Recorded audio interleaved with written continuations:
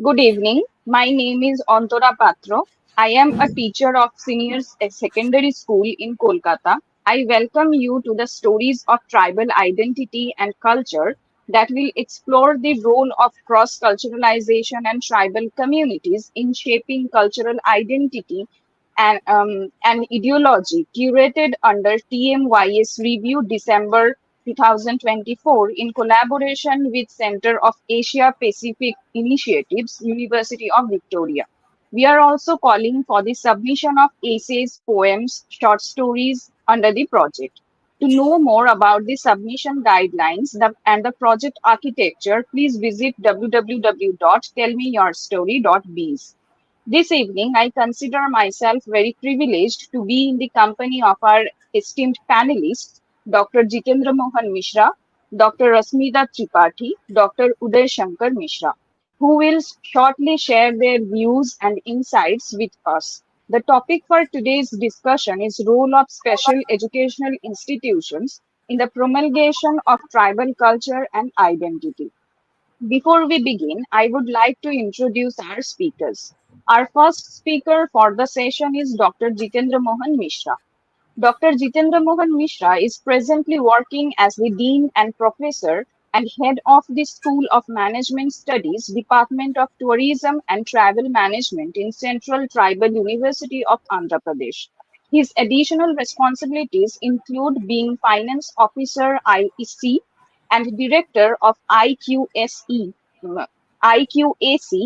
Central Tribal University of Andhra Pradesh. He was formerly associated with Department of Tourism Management, Indira Gandhi National Tribal University from 2016 to 2023, and with Department of Tourism Studies, Pondicherry University 2006 to 16.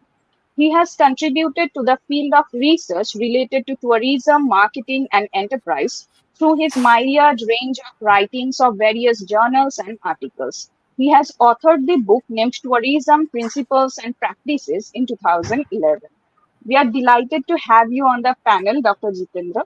Thank you Thank for joining us this evening. Thank you, sir. Our next speaker for the session is Dr. Rasmita Tripathi. Dr. Rasmita Tripathi, PhD in Odia, possesses over 15 years of teaching experience at both undergraduate and postgraduate levels. Her research interests are modern drama, tribal language and literature, and folklore. With two authored books and one as an editor, she has contributed over 50 articles to esteemed journals indexed in Scopus, UGC Care, and more. Under her guidance, six scholars were awarded with PhD and four scholars are continuing their research. Currently, she holds the position of Associate Professor in Odia and serves as the Dean at the School of Comparative Tribal Languages and Literatures, KISS, deemed to be University Bhubaneswar. It is a pleasure to have you with us today, Dr. Tripathi. Thank you for joining us this evening. Our third speaker is Dr. Uday Shankar Mishra. Dr. Uday Shankar is an associate professor at Rajiv Gandhi School of Intellectual Property Law, IIT Kharagpur. He has been teaching and researching in law for more than 20 years. He has served as guest professor under Magdalene Scott's fellowship awarded by the Faculty of Law, University of Hamburg in the year 2016 and recipient of prestigious fellowship from the Max Planck Institute of Comparative Public Law and International Law, Heidelberg in the year 2008. He is a member of International Association of Constitutional Law. He is a life member of Indian Law Institute, Delhi. More than 60 of his academic writings are published as a book chapter and journals published from India and abroad. He regularly gives invited lecture in the conferences in India and abroad. He has authored a book and edited four books. The recent edited book is Human Rights During COVID-19, South Asian Perspective, published by Springer Nature. His research interests are in constitutional law and energy law. He has supervised doctoral theses in the area of constitutional law, sustainable development, data protection, and privacy. energy law and policy, and green technologies for smart cities. A very warm welcome to you, Dr. Uday Shankar Mishra. Thank you for joining us this evening. We will now open the forum for discussion. I would request Dr. Jitendra Mohan to share his insights now. Sir, over to you now. Okay. So thank you so much, Antara, for introducing all of us and introducing the theme of today's panel discussion as well. We are supposed to have a brainstorming session on role of special educational institutions in the promulgation of tribal culture and identity. I shall be sharing my experience based on two tribal universities that I have worked with. As was mentioned some times ago, I worked with Indira Gandhi National Tribal University, which was the first tribal university established in the country in the year 2007. And then subsequently, Central Tribal University of Andhra Pradesh was established in the year 2019. And then recently, in this year itself, 2024, there has been another announcement of opening of another Central Tribal University at Telangana. So, as such, centrally, we have three Central Tribal Universities. Um, offering education at the higher level. Friends, when we speak about tribal university, people may often confuse that it is meant only for tribal, or it does only a tribal related research. Um, as such, it is not. It is like any other central universities established by special act of Indian Parliament. Only difference is these universities, which are specially created for tribal, welfare and tribal cause, are located in tribal areas. So our basic mandate, foremost mandate, remains to have focused research and studies on tribal issues, tribal culture, tribal heritage, and so on. Um, when we speak about the role of such special institutions, and I mean including these universities, how do we, recognize tribal culture, tribal, bring the tribal identity to the forefront? How do we, bring them to a model education, or probably recognizing their talents wherever they are, whatever they have been doing, whatever they have been doing in a formal educational system. So tribal universities have this mandate that we need to first recognize that what the tribal people have been doing for so long have a speciality, have a uniqueness in terms of sustainability, unique culture, the lifestyle, in terms of alternative medicines that they practice, in terms of the music, dance, folklore, or probably the traditional knowledge systems that they inherit, the rich tribal art that they practice, the cuisines that they are fond of. So everything that they do as a large society, first of all, needs to be recognized. Tribal universities or any such institutions located in such areas uh, do an extension work of going into the tribal areas and learn from them instead of teaching them something. Of course, institutions also do impact education and training, but again, uh, scholars and students from rest of the areas, they do visit the tribal areas, learn from them, and find out what can be assimilated or what can be brought from them, so that the curriculum gets enhanced with the traditional knowledge system that they practice over the years. So every program in universities do have a component of tribal related issues and life. Let us say, social studies such as sociology, social work, tribal studies, they have the field visits. They have uh, specific courses on understanding the tribal system, tribal education, tribal knowledge system.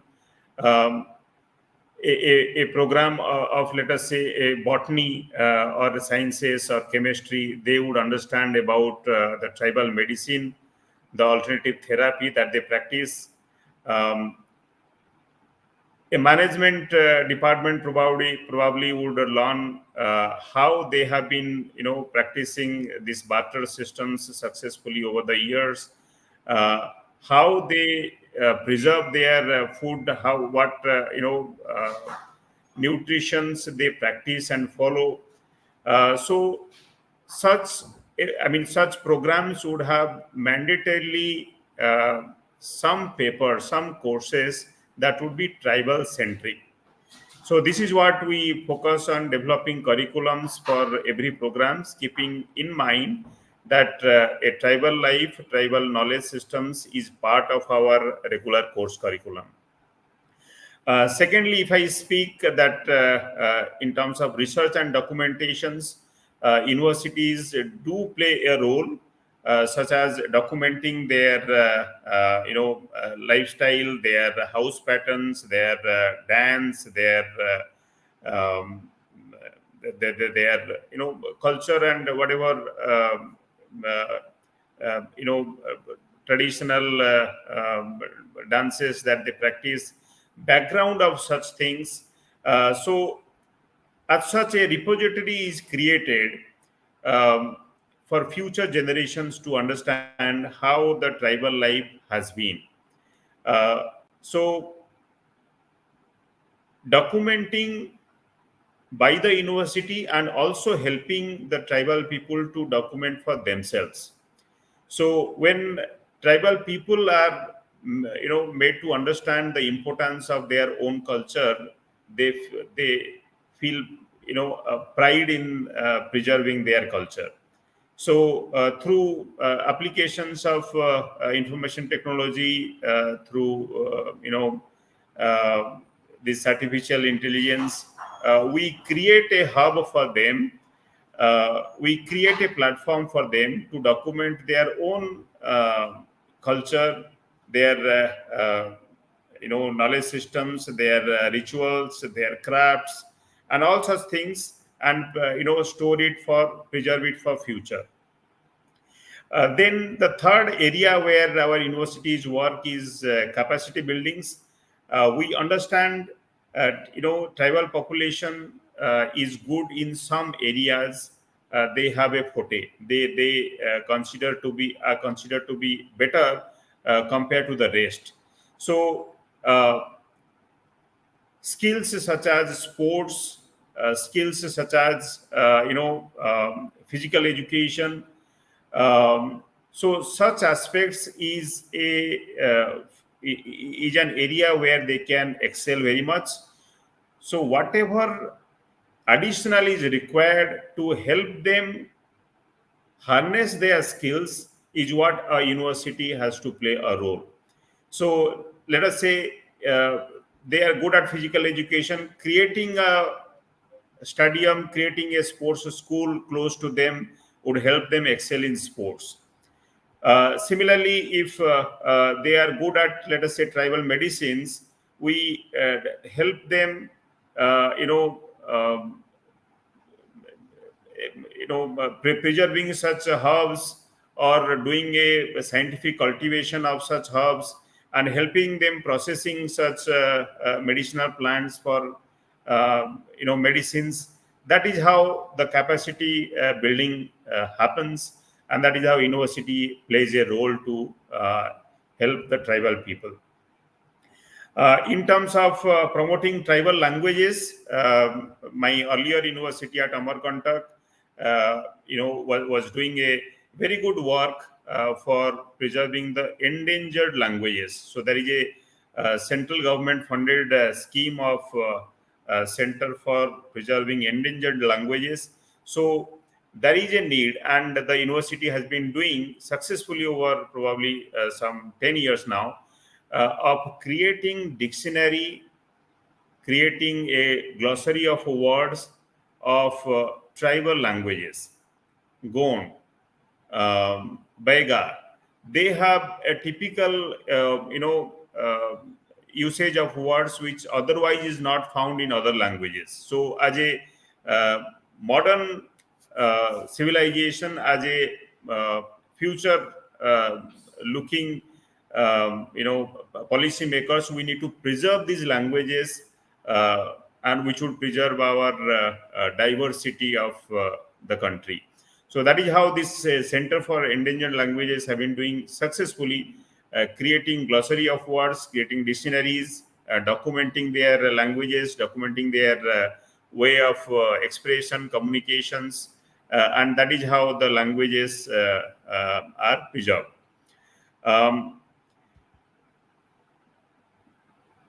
Then foremost and another major aspect is collaborating with these communities. There remains a continuous interactions between the university system and the tribal community. So the community feels pride being part of the university.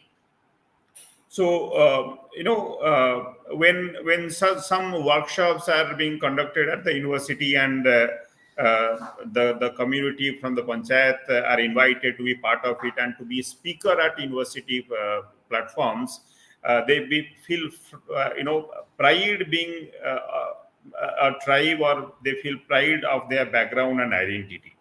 So such a recognition helps them winning their confidence, so that they feel university is part of their learning endeavor, and they become part of it. So all these exercises of recognizing their talent, learning from them, helping them there in capacity buildings, preserving their languages, culture, and traditional knowledge systems, and collaborating with them in workshops and such exercises uh, results in strengthening the tribal identity, which remains the center of our objectives when we collaborate with the tribal population and tribal community. So these are some of the areas where special institutions I would consider as tribal universities work for tribal welfare, and promoting the tribal culture and strengthening the feel, the pride of tribal population in their own identity and background. So that's all from my side in this round. Over to you, Thank you, Antara. sir. Thank you for the insightful session. Now, I would request Dr. Rasmita Tripathy to deliver her talk to us. Over to you, ma'am. Namaskar. Good evening to Namaskar. one and all present over here, esteemed panelists, organizers, and audience. I thank the organizer for inviting me to the panel discussions. Thanks to Antara ma'am for the nice words about me. I am honored to discuss the vital role that special educational institutions play in the promulgation of tribal culture and identity. The diverse tribal groups in India claim a rich cultural heritage that is often overlooked within the mainstream educational system. Now, let's explore the vital role that special educational institutions can play in integrating and celebrating tribal cultures.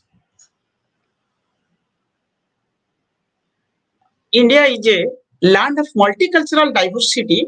Many religions, languages we speak, cultural practices coexist peacefully. The country is home to numerous ethnic groups, each with its own distinct traditions, festivals, dance, and art form.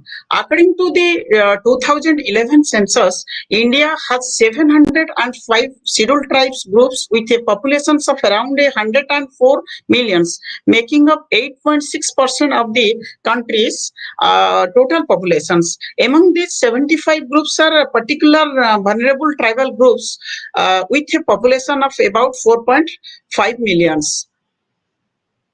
Talking about the state which I belong, Odisha, with the third highest percentage of tribal population in India, has 9.5 million tribal people. The state of Odisha has 62 tribal communities, including 13 PBTGs. These tribes constitute 22.85% of Odisha's populations and 9.17% of India's total tribal populations. Despite their significance, these communities frequently encounter exclusions within the traditional educational framework. Consequently, it is crucial to study how special educational institutions can serve as catalysts for preserving and promoting the cultural legacy of India's tribal populations. Now, let us understand the tribal culture in India.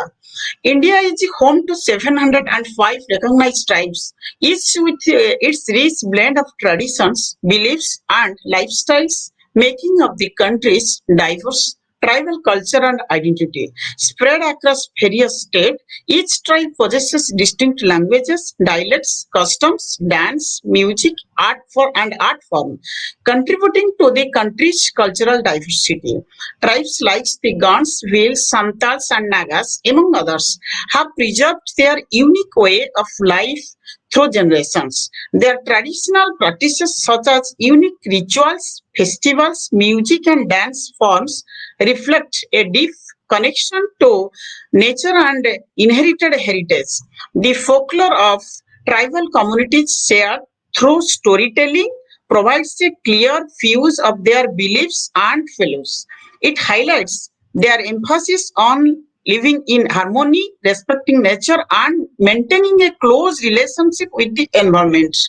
Due to globalizations, the culture, language, and heritage of tribal communities in India are increasingly becoming endangered. The arrival of modern technology, urbanizations, and mainstream cultural influences has led to the loss of traditional practices and lifestyles. Many younger members of tribal communities are moving to cities in search of better opportunities, often leaving behind their native languages and customs. This migration leads to a loss of vital knowledge passed between generations, crucial for preserving tribal heritage. Subsequently, let us know about the concepts regarding the historical situation in India. Historically, tribal education in India has not been given the due attention as it deserves. As a result, the mainstream education system failed to incorporate the specific and diverse needs of tribal children. This isolating trend can be traced back to colonial policies and has persisted through post-independence development models, worsening the hostility of these communities and resulting in the destruction of traditional knowledge and cultural practices. In the wake of this alienation, numerous initiatives have been undertaken since the 1980s to address these challenges and integrate tribal education within the broader national framework, with a rigorous emphasis on the preservation of cultural heritage and the promotion of indigenous knowledge systems. Now, let us recognize the need for special education or educational institution in India. Despite the success of government policies and scholarship schemes in increasing the literacy rate among tribal communities in India, there is a significant shortfall in preserving their languages, folklore, and culture. While these initiatives have provided greater access to education and improved socio-economic conditions, they often focus mostly on mainstream curricula, carelessly sidelining tribal heritage. As a result, many tribal languages and oral traditions are at risk of the fading away, with younger generations becoming more disconnected from their cultural roots. The standardization of education fails to capture the richness of tribal identities, leading to a loss of invaluable cultural knowledge and practices. To address these issues, there is an urgent need for more inclusive educational frameworks that not only promote literacy but also actively preserve and celebrate tribal languages and cultural traditions. This can be achieved by integrating tribal studies into schools programs supporting bilingual or multilingual education, mother tongue based education, and encouraging the documentation and dissemination of tribal folklore and cultural expression. Therefore, special educational institutions play a crucial role in the promulgation of tribal culture and identity in India by creating environments that celebrates and integrates tribal heritage into their curricula. These are designed for tribal communities encompassing a wide range of schools, colleges, and vocational training centers. These institutions are often established with the dual purpose of providing quality education and preserving tribal culture. Now let us confer about some strategy for promulgation of tribal culture. In my opinion, to effectively promulgate tribal culture and identity, special educational institutions can adopt several strategies. Firstly, it is required to contain a more inclusive education with mother tongue based bilingual or multilingual educations. Secondly, special pedagogies should be adopted to reach our goal of promoting tribal culture and education. Thirdly, by digitizing the art, dance, and festivals for publicity and disseminations. Also, there is a need for special educators with knowledge of tribal language, culture, and tradition to promote them. Hereafter, the celebration of different tribal festivals in institutions can help greatly reach our aim. Lastly, the integration of tribal culture into mainstream education will play a major role in making the students realize about tribal communities. Here, I would like to cite examples of some of the inclusive practices adopted by my institutions. Since its inception, it has adopted innovative student-centric syllabi which have indigenous knowledge, science, and technology, culture, languages, and literatures. We have adopted special innovative pedagogies as well. Our curricula are a perfect blend of curricular, co-curricular, and extracurricular activities, and this, according to me, is the role that every special educational institution should play to protect, promote, and preserve tribal culture and identity. Here are some of the key features that can be as said, the three P models means preservation, protection, and promotion of the tribal culture and language, which helps us to mainstream tribal culture in our education system. Also, we have a tribal advisory council and a language lab for the university.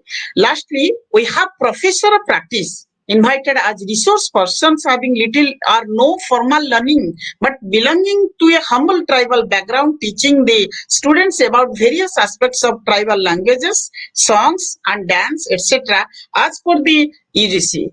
Now, I am near the end of my address, but before ending, let me conclude it.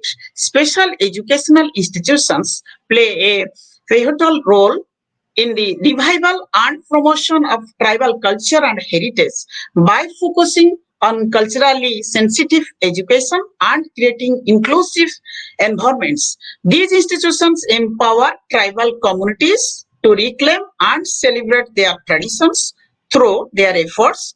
These institutions ensure that the unique cultural identity of tribes is preserved and passed on to future generations. This highlights their crucial role in nurturing and sustaining the diverse tribal culture across India. Their ongoing support and advocacy are vital for strengthening cultural vitality and maintaining cultural diversity in the nations. Thank you for your patient sharing. Thank you, Ma. Thank you very much, ma'am. That was quite informative. Thank you very much. Now I would request Dr. Uday Shankar Mishra to deliver his talk. Sir, over to you.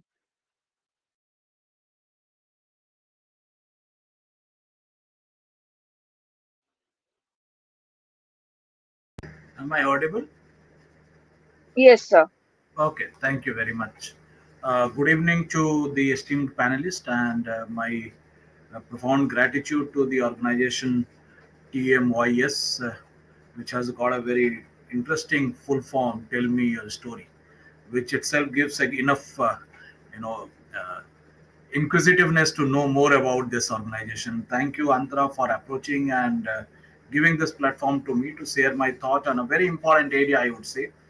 Because the moment we talk about culture, heritage, identity of tribal people, we need to understand that uh, from whose perspective we are really trying to address these issues.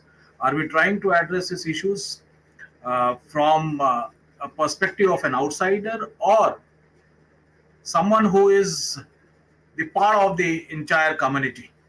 And I believe accordingly we need to build a strategy for preserving culture, preserving heritage, or uh, protecting the identity. To me, when because I am a student of constitutional law and I work on the area of public law domain. To me, when I look at the constitution, it gives me a kind of impression that this document, foundational document, gives us a solution on this important topic. What is the solution? That any reference of preserving, protecting culture, identity must not be undertaken from an outsider's view. Possibly because of that reason, Constitution explicitly provides for a separate system for tribal areas. And therefore, we shouldn't be committing any mistake, and I would say that it is desirable to not to really get into this debate of mainstreaming versus preservation. It is all about acknowledging the identity and allow that identity to be maintained as the community expects, demands, or fulfilling the same. Because that's what is the design given under the Constitution, I would say. The Constitution of India does not talk about symmetrical structure. It talks about asymmetrical structure, where you have exclusive list for the center, you have exclusive list for the state, you have a shared list between the center and the states, and also you do have provisions like Article 244, which talks about the identity of these communities, and details are being laid down in fifth and sixth schedule of the Constitution. And there again, when you look at the fifth and sixth schedule of the Constitution, you will find that there again the identity is clearly identified. It is not that the Constitution attempts to make uh, a kind of uniform identity. Constitution acknowledges the diversified identity, and that's why you find that fifth schedule applies to one reason, whereas sixth schedule applies to another reason. There where you find that institutions are being acknowledged under the Constitution, we shall have necessary legislative power. No? Tribal Advisory Council, District Council, the independent, kind of elected bodies, direct role of the governor. So all this is, structuring, I would say, under the Constitution conveys a message very strongly. And that message is that let the identity, culture be protected, preserved, conserved as per the viewpoint of the community. So no imposition. That's what is the thing. And therefore, when I look at the history, when I try to go back in the history to understand that from where this entire idea of governance of this community has come. When you look at the literature, you find that interestingly, it has its own nefarious design. Colonial rulers, they had their own nefarious design. There's a mischief of exploiting the reason. And therefore, they tried to identify certain traits which were never there with them. And with that identification of traits, what they attempted to do is that they attempted to brand this community. And then they said that they need to be integrated. I mean, you look at community and you try to find out that whether the community is in a position to self-sustain or not. We look at a community and you try to find out that whether the living is fulfilling the requirement of quality living or not. That's how you try to identify. And all these things were there. Because you look at it, if you go back in the history and try to find out where they were living, it was a very rich place. They were sustainable in terms of food grains, their day-to-day requirements. They are sustainable in terms of their medicinal requirements. In fact, that's what we are referring to, the traditional knowledge, to preserve traditional knowledge. Very elaborately talked about by Professor Jitendra, that how the community is empowered, already empowered. And what we need to look at, what we really need to do is that we need to really identify that how that knowledge reaches to the rest for the larger welfare of the rest.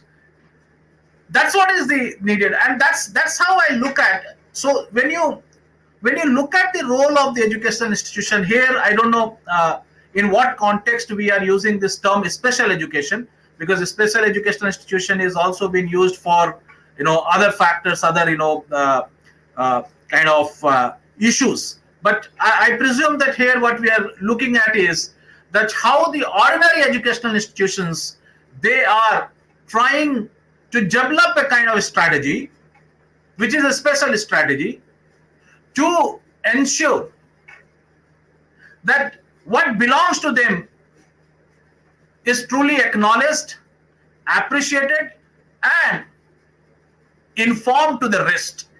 And that's what I believe when you highlight the role of technology, when you highlight that what are good experiments to be looked at. And when I connect it with constitutional ethos and spirit, I believe this is more about accepting the reality that they are part of mainstreaming, no need of integration. What is required is to accept their understanding of living as a part of mainstreaming. That kind of acceptance is required from the rest, I would say. And to revisit our understanding on modernity. And when I look at the governance framework, I believe that this idea is very much ingrained in the governance framework of this country. These are my opening remarks, and then I'll be further giving my observations on it based on the kind of inputs Antara has on this important area. Thank you. Thank you, sir. Thank you for your unique lecture. Now we will move on to the question answer session. My first question is to Professor Jitendra Mohan Mishra. The first question is, how have special educational institutions integrated tribal culture and traditions into their curriculum? In my earlier lecture, I mentioned that every program, every course curriculum would have essentially one or two papers every semester that is related to tribal society, culture, or tribal practices. I can give few examples, such as the tourism department, where in which I am a professor. We teach tribal tourism, tribal society and culture, um, then ecotourism and such aspects, which has a large amount of input from tribal areas, society, and tribal life. Similarly, to my mind now, this botany department comes, where they teach ethnomedicine, uh, tribal alternative therapy, um, medicinal practices, alternative medicinal practices that they do. Similarly, the department biotechnology, which otherwise have to do with serious science research, they do undertake studies on the prevalence of this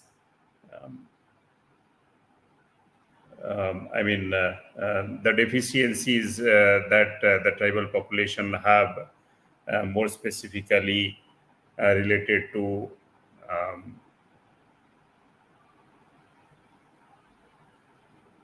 I'm not able to recall exactly. So the nutrition deficiency, the kind of diseases the tribal population have got, is something that the tribal, biotechnology department takes care. Similarly, social sciences, sociology, social work, tribal studies, they have obvious, society, culture, practices, rituals, are the contents of their curriculum. Um, Management department makes a study of how the tribal produces can be marketed. So rural marketing, tribal, non-timber forest produces. So such aspects are being taught in the MBA curriculum. So similarly, every department tries finding out how their existing curriculum can have inputs from traditional tribal knowledge systems and practices, which the rest of the students should learn from them. Similarly, students from tribal society, when they join, they would study their interest areas. So that is how an exchange of knowledge or learning happens between all students in the campus here. So and I think to this question I have answered what is the practice that we do in our universities. Okay, sir. That answers the question. Now, hi, I have one more question for you. The question is, how do special educational institutions support indigenous culture practices and ceremonies? Can you share your insights in the context of your works on the barriers of community participation observed in Odisha?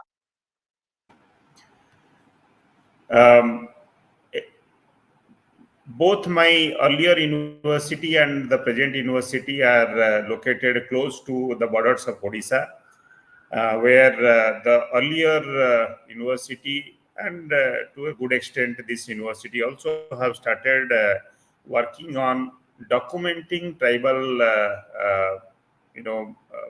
practices, such as folk dance, music, the life of tribes, the kind of medicinal practices or alternative therapies they have. So such things and the knowledge behind them, the practice behind them, the untold stories behind them. So such things, on one hand, university makes documentations and create a repository, which is of course open source, and then university conducts a training for the tribal youth to to have the pride in their own culture, and then start documenting for themselves. So I mean, can remember fairly that a tribal village in Araku region, which is adopted by our university, have developed their own online repository, and which is being supported by our university. So that is how they themselves create repository, and university also does from its own end.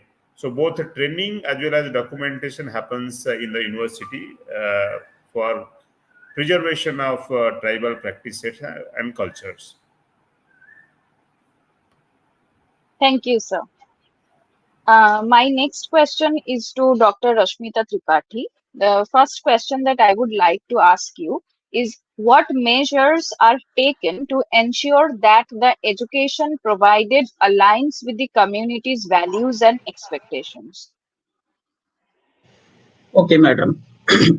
In this context, in my opinion, the measures that are taken to ensure that the education provided aligns with the community's values and expectations, the special educational institutions must take care of their students, especially tribals, with all kinds of basic infrastructural facilities without giving any financial burden to them. The institutions must give respect to their caste, culture, and self-respect without any kind of basis of discriminations. Also, the curriculum and syllabus must be created according to their needs, beliefs, and real life situations. Taking examples from great tribal historical personalities and other practices. Lastly, the educational institutions must work according to their expectation by providing skills such as employability, communications, and computer applications through many trainings. Ma'am, that's all. Okay, ma'am, thank you. I have one more question for you. The question is, you have written several articles on the folk culture, traditions, and beliefs of the Konda tribes of Odisha.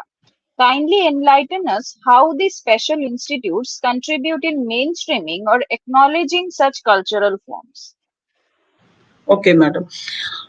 Nowadays, due to awareness among tribals, they have now established their identity mostly in every educational institutions. Many indigenous students are reading in these educational institutes. So, in my opinion, special institutes contribute to mainstream indigenous cultural forms by promoting mother tongue based bilingual or multilingual education. Next, by promoting and celebrating their indigenous festivals with their customs and traditions. Also, the medium of instruction is implemented as the regional language of the students till a certain level of education so that they can be familiar with the education system. That's all, madam. Thank you, ma'am. Your answer answers all of my questions. Now, I would like to ask few questions to Dr. Uday Shankar Mishra.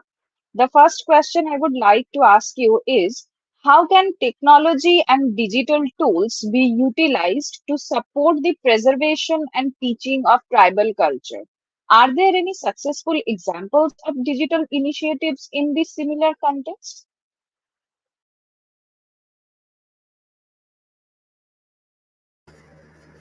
Thank you, Antara, for this question. And yeah, technology really has a great role to play, no doubt about it.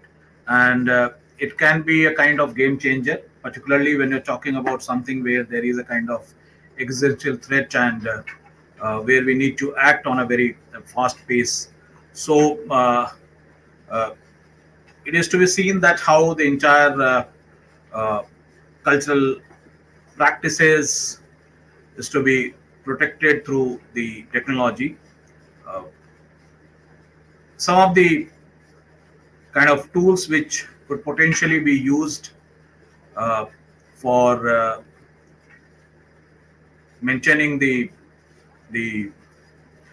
identity, for protecting the identity, could be like, for example, digital language tools known as first voices, which you find a reference you know uh, connected with Canadian system, I believe, which is an online platform that enables indigenous groups to save and organize their linguistic data, such as audio recordings of words, phrases, uh, and stories. Then UNESCO has made an attempt with the again kind of initiative called the Missing Scripts, where they encode and standardize indigenous scripts, enable their accessibility on computers and mobile phones, and also it guarantees sort of compatibility across different operating systems, and which aids in advancing the advancement of digital capability. So and then again we have a story from Australia where indigenous mapping workshop is there, which utilizes digital cartography as a narrative tool, enabling indigenous Australians to establish a connection with their cultural legacy. So we do have this kind of a story, success story. In fact, we do have some kind of success story also from India. For example, there's a well-known foundation called Ekal Vidyalaya Foundation, which uh, which got established way back in 1986 in one of the districts in Jharkhand, and which now operates around 92,000 plus schools.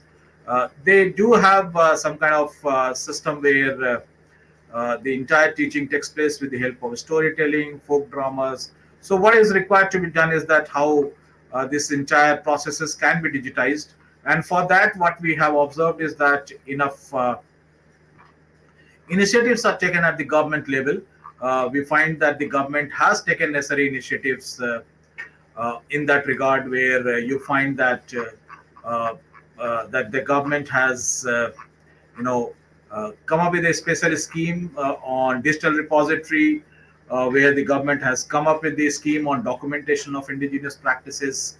So things are happening. For example, Pradhan Mantri Janjati Adivasi Nyay Mahabhiyan, Pradhan Mantri Van Dhan Yojana, uh, then digital transformation of tribal schools. So initiatives have been taken, policies are there in place, which is acknowledging, which is accepting the strength of technology for preserving culture, for protecting the identity, and enough has been done also in the institute from where Professor Rasmita Tripathy belongs. KISS is doing wonderful inspirational work in this direction. I prefer to not to talk about that because Madam is here. So Madam has already talked about the initiatives which have been taken at her institute. So yes, technology has been playing an important role in fulfilling this aim of popularizing the cultural heritage of tribal people. Thank you, sir, for the detailed answer. I have one more question for you. What are the future plans for the expansion or enhancement of cultural programs in these institutions? What are your observations or thoughts on this? See, first and foremost thought I would say when you talk about future plan is that it must be like empowering these people, and all these initiatives must involve these people. It shouldn't be like uh, importing people from outside and then uh, using the technology in order to export it to outside. We need to empower. So any future plan should be like uh, it should be like, let the people of this region get empowered, get trained. There should be skill development done, so that you know they are the one who are playing the critical role in uh, in implementing the things. That's what is very very advisable, I would say. For example, as I said, the role of Ekal Vidyalaya. Now, where you find that it is done at the very local level. So, capacity building is required, capacity building of these people so that they understand the nuances, they understand that how the entire preservation process is to be undertaken, and they are the one who shall have the feeling of ownership. So that's what I believe should be done in order to fulfill the aspirations of these people. Thank you, sir. That was quite thought-provoking. Now, with that, we come to an end of tonight's discussion. I thank each of you for sharing your knowledge, valuable insights with us. I'm sure our audience had a wonderful time and have learned a lot as well. We are grateful to you for taking out time from your busy schedules and for being a part of this discussion. It was an absolute pleasure to have been in your company this evening. This is to remind that we are calling for submissions on cross-culturalization of tribal communities, the details of which can be viewed at www.tellmeyourstory.biz. Good night, everyone.